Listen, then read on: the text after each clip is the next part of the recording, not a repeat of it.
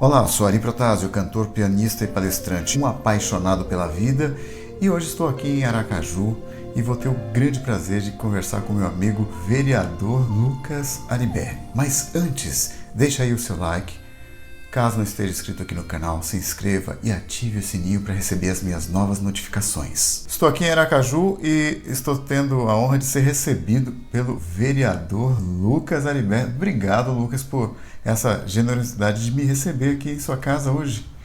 Grande Ari, uma satisfação, meu irmão. Seja bem-vindo a Aracaju. Opa, muito obrigado. Lucas, você é deficiente visual desde que idade? Desde que nasci. É mesmo? Isso. E qual que é o problema que levou à sua deficiência? Foi rubéola, né? Minha mãe, no terceiro mês de gestação, Sim. ela contraiu rubéola e passou para mim, mas isso não era acusado em nenhum laboratório, né? Ela fez vários exames para ver se o feto tinha sido atingido pela rubéola e nada, mas foi isso mesmo. Tanto que quando eu nasci eu tive que operar de glaucoma dos dois olhos, e aí eu perdi o olho direito e fiquei com 5% mais ou menos da visão do olho esquerdo. E essa visão durou até que idade? Até o ano 2010, quando eu tinha 24 anos. 5%, creio eu, que é muito pouco para você poder, por exemplo, se virar na escola. Né? Eu acho que você deveria ter muita dificuldade, é isso? Olha, eu conseguia me locomover sem usar bengala, certo. Sabe? É claro que eu me batia em algumas coisas, tipo algum poste, qualquer tipo de obstáculo que tivesse no meio do caminho, eu não ia enxergar e ia me bater. Entendi. Mas assim, eu conhecia todo o mapa, né, da escola, então onde tinha degrau, onde tinha mudança de local, quadra, espaço de recreio, sala de aula, tudo eu sabia onde ficava. Você havia decorado tudo? Sim. E uma coisa que me chamou muita atenção é que sua mãe, ela aprendeu o braille quando você tinha quantos anos? Quando eu tinha 1 ano de vida. 1 ano? Sim. Olha só. Então ela já tinha plena consciência que era o braille que você iria usar na escola. Era o braille, exatamente. Aqui em Aracaju já havia algumas professoras que faziam um trabalho com alunos com deficiência visual, porém na rede pública, certo, não é? Certo. Então, o primeiro aluno assim da rede particular, da rede privada, fui eu. E na época em que eu entrei na escola, isso foi em 1989, eu fui para uma escola, como se diz hoje, escola inclusiva, né? Okay. E eu aprendia o braille numa escola especial. Então eu fui o primeiro aluno.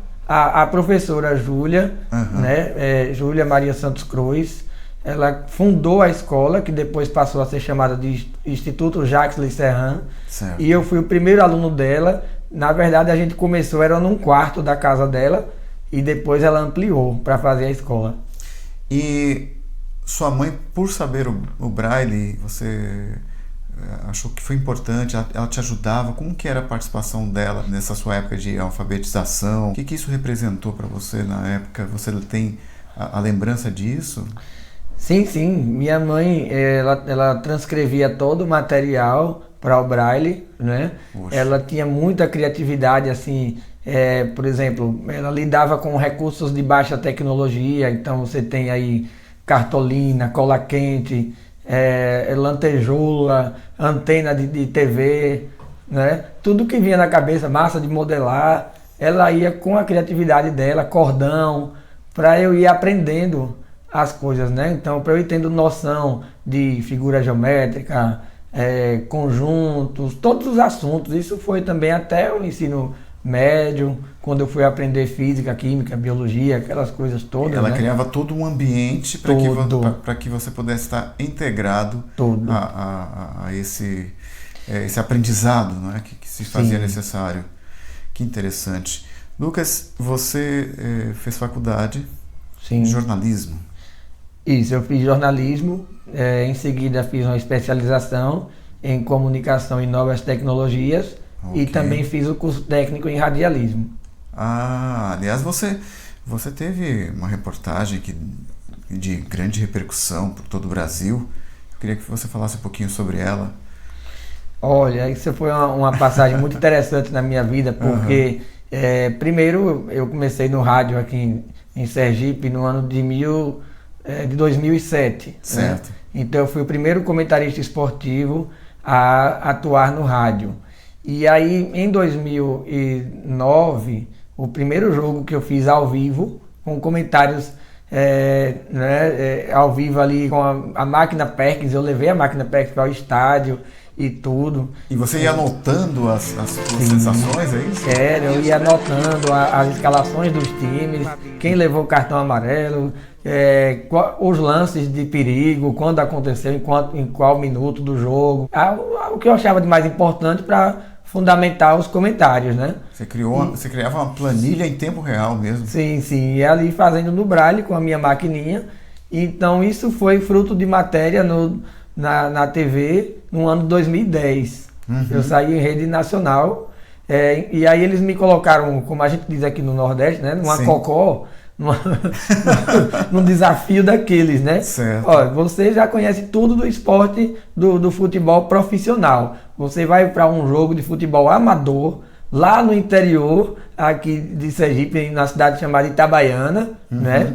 Para eu comentar uma final de um campeonato lá. Final ainda? Final de campeonato. Eram 2 times que eu nem conhecia, ninguém. Entendi. E aí, quero ver se você é bom mesmo agora. Aí eu fui, levei minha maquininha, fui anotando, comentando o jogo, e aí, não sei por que cargas d'água lá, eu acabei acertando o placar do jogo. Era um iluminado. Era um iluminado. E quando surgiu a ideia do Instituto? Porque vocês têm um instituto aqui em Sergipe. Conta um pouco para mim sobre isso. Olha, em 2004, mais ou menos isso, 2003, 2004, eu já pensava junto com minha irmã, com minha saudosa irmã, né, a criação de um espaço, de uma ONG, de um instituto, ou até mesmo de uma empresa, enfim, alguma coisa que a gente pudesse oferecer a mais para as pessoas com deficiência aqui em Aracaju, né? Porque a gente não tinha muitos espaços para trazer tecnologias, para trazer o que tem de mais moderno, né? Para incentivar a participação das pessoas, promover palestras e tal. E aí a gente começou a escrever o estatuto do nosso instituto. Mas aí você vê, né? A gente passou 9 anos. De 2004 foi a primeira versão do estatuto, a gente só fundou em 2013, depois que minha irmã faleceu. Ela faleceu em 2012, e aí no aniversário dela, né, que seja 8 de janeiro de 2013, nós fundamos o Instituto Lucas e Mariana Aribé de Acessibilidade para a Inclusão Social de Pessoas com Deficiência. E aí vocês atendem todos os tipos de deficiências, né? Isso, a gente não tem um atendimento presencial, o nosso trabalho é mais fora, com a realização de cursos, de oficinas, cursos profissionalizantes, né, palestras, eventos em geral, seminários. É dessa forma que o nosso instituto trabalha. E vocês recebem apoio de empresas? Qual que é a forma de existência? O que mantém, né, o instituto de vocês hoje? Toda a renda que a gente consegue é com a realização de eventos do próprio instituto, ou a exemplo do bazar. A gente sempre faz bazar ao longo do ano, um no período da Páscoa e um no Natal. Essa é a fonte de renda que a gente tem. Perfeito. Eu tive um grande prazer de tocar com essa figura aqui. O cara toca de tudo, toca bateria, toca guitarra, toca teclado. E eu quero saber de você, desde quando você começou a tocar? Olha, é aquela coisa de família, né? Certo. O meu avô paterno tocava até em orquestra, né? E era compositor, músico de primeira qualidade. Né? Maravilha! Eu tenho vários tios, tanto por parte de pai como de mãe, que são ou músicos, ou cantores, ou as duas coisas. Tem gente que compõe, que participou já de festival. Poxa, e que tudo. maravilha isso! E aí eu acho que eu já nasci com esse dom, não sei como é. E você toca desde quantos anos? Olha, eu comecei a brincar com o instrumento quando eu tinha 3 anos, mais ou menos, 3 anos e meio. Eu ganhei de Papai Noel um pianinho. E aí eu comecei a brincar no pianinho e o pessoal, rapaz, rapaz, ele tá tirando umas músicas, esse menino vai ser músico. E aí com 5 a 6 anos de idade eu entrei no curso do Conservatório de Música de Sergipe, certo. Que é um órgão público, né? Uma escola de música. E aí tive aula particular, era piano lá no conservatório, mas depois em casa, lá no conservatório também eu aprendi violino, flauta, aí em casa violão, sanfona, bandolim, cavaquinho, bateria foi sozinho mesmo. Poxa, que maravilha, assim é um multi-instrumentista. E você viveu da música em alguma época da sua vida? Sim, eu vivi da música, eu cheguei a tocar em casamentos, em festas. Eu fui músico oficial da Câmara de Vereadores. Quando tinha sessão de entrega de título de cidadão, né? Eu tocava o hino nacional e o hino de Sergipe. E você gostou tanto desse ambiente que... Como é que foi esse lance de se interessar pela política? O que te levou para esse mundo da política? Rapaz, olha, por incrível que pareça, não tenho nenhum parente meu que é político. Nada disso. Músico tem, mas político não. Nem jornalista, né? Tá. E aí, eu, desde pequeno, eu já participava de instituições como músico, depois como palestrante, depois como professor, como assessor de comunicação e tudo. E aí eu fui observando as lutas, né, que a gente sempre teve por igualdade, por inclusão, por acessibilidade, essas coisas, né, que tanto se fala hoje em dia. E diante das dificuldades que a gente encontrava de inclusão aqui em Aracaju, no estado de Sergipe como um todo, que é uma realidade em nível nacional, claro, né? Eu fui me motivando de, rapaz, será que de repente eu posso servir como vereador também, quem sabe uma voz na Câmara para defender as pessoas com deficiência. E aí foi quando eu fui me motivando. Em 2008 participei da primeira eleição, não consegui a vitória, fiquei como segundo suplente. Certo. Em 2012 a gente conseguiu a vitória. E em 2016 fomos reeleitos. Outra coisa incrível que aconteceu e que me deixou muito feliz foi ver a popularidade desse meu amigo. Ele generosamente nos levou para passear na manhã de sábado. E olha, todo lugar que a gente chega é Lucas Aribé pra cá, é abraços, é beijo. E olha que o cara nem tá em campanha. Mas eu percebi que você é muito querido aqui nessa cidade, não é isso, Lucas? A gente é bastante conhecido até antes mesmo de entrar na política, né? Por conta de ser músico e palestrante. Então a gente sempre fez um trabalho muito com escolas, com instituições. Isso ajudou, a mídia dava espaço, né? Pra gente também. Eu participei já como músico em vários programas de TV, de rádio. E aí no dia a dia é interessante mesmo, porque o nosso mandato continua com um dos pilares é a transparência, sabe? Então tudo que a gente faz, inclusive a verba indenizatória, como é que a gente usa o dinheiro público, sabe? A assessoria, o aluguel do gabinete, energia, água, telefone, tudo que a gente paga, a gente coloca para o povo saber, o seu dinheiro está sendo aplicado dessa maneira, sabe? Então todas as ações que o nosso mandato tem, realiza, a gente está sempre mostrando, divulgando para a sociedade. Que maravilha, porque eu acho que não basta ser o vereador mais votado do partido, basta ter isso que você tem, o carinho das pessoas. Olha, você está de parabéns, realmente eu fiquei muito feliz em poder ter tido a honra de te conhecer e saber que o trabalho que você faz tem uma representatividade muito grande aqui na sociedade. É porque a gente sempre diz, o povo é o nosso patrão, né? Tá então, certo. Eu sou servidor do povo, eu devo tudo que eu faço ao cidadão, à cidadã, né? Eu não sou vereador da pessoa com deficiência, eu sou vereador de Aracaju. Então, eu devo atender da melhor maneira os mais de 600 mil habitantes que aqui moram. Para as pessoas que estão nos assistindo, explique qual é a representatividade de um vereador, o que o vereador faz pela sociedade? Olha, o vereador tem algumas funções que são primordiais. É a função de legislar, porque todas as leis passam pela Câmara. Certo, né? perfeitamente. Então, orçamento, benefício para a sociedade, reajuste salarial dos servidores, plano diretor de desenvolvimento urbano, todos os códigos de mobilidade urbana, de meio ambiente, de saneamento, de código de posturas. Tudo isso passa pela Câmara, né?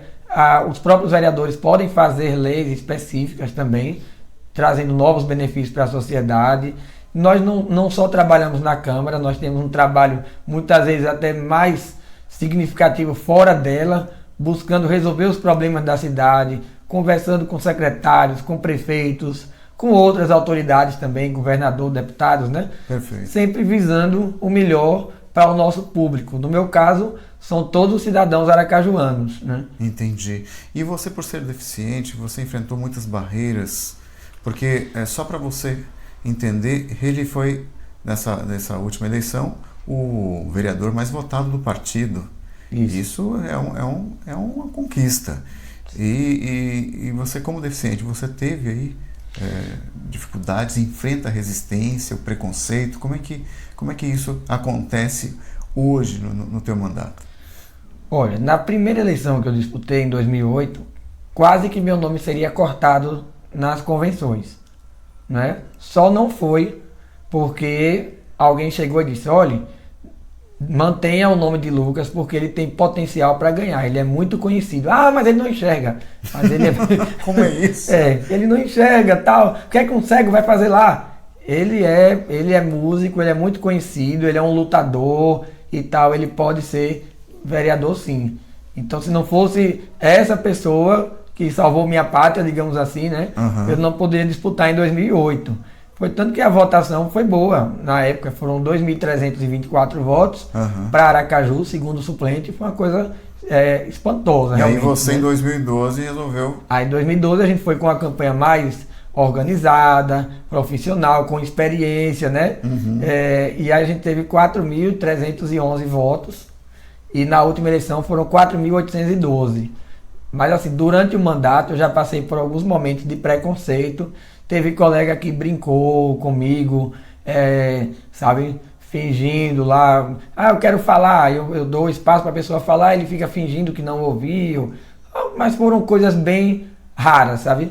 Raríssimas. Nada que te incomodasse. Não, de jeito nenhum. Que fantástico, rapaz. Eu fico muito feliz em poder conhecer uma pessoa batalhadora, tão persistente e que pensa no outro, né? Porque eu acho que isso é muito importante, principalmente para nós deficientes, termos alguém lutando pelos nossos direitos. Isso realmente tem uma força muito grande, creio eu, principalmente aqui em Aracaju, que eu creio que você deve enfrentar aí muitas dificuldades para poder implantar alguns dos seus projetos, né? Aprovar algumas das leis que poderão vir a facilitar a vida do deficiente aqui de Aracaju e do estado também, porque eu acho que algumas coisas que acontecem aqui acabam refletindo em outras cidades, não é?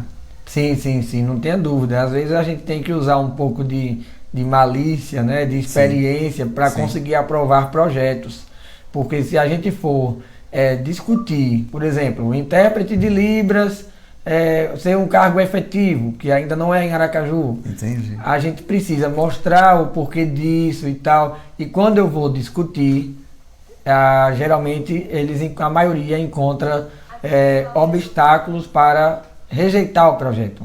Entendi. Sabe? Então a gente tem que às vezes apelar, dizer: gente, esse projeto aqui não é para mim, não. Eu não sou surdo, eu sou cego. Entendo. Né? E aí vai na base da apelação para tentar aprovar. Quando não, eu fico calado, eu não discuto nada, e aí às vezes aprova, às vezes não. Eu compreendo.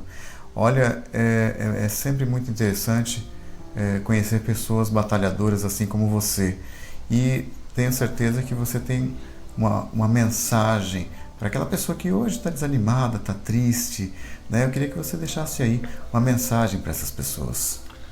Olha, eu acredito que todos nós temos missão a cumprir aqui na Terra, independente de religião, né? Cada um vem aqui por um motivo, por um porquê, por vários porquês, né? E nós precisamos sempre idealizar objetivos, metas, sonhos, e a gente buscar realizar esses sonhos. E o que nós não podemos fazer é ficar parado esperando que as coisas aconteçam. Nós temos que enfrentar o dia a dia, que buscar sempre a excelência, né? Esses são um dos pilares assim da minha vida. Eu não quero ser o melhor do mundo, mas eu quero ser o melhor possível. Então eu acho que essa é a grande mensagem, sabe? De sempre acreditar em si mesmo, né? E correr atrás dos seus sonhos. E quem quiser te contactar, você tem redes sociais?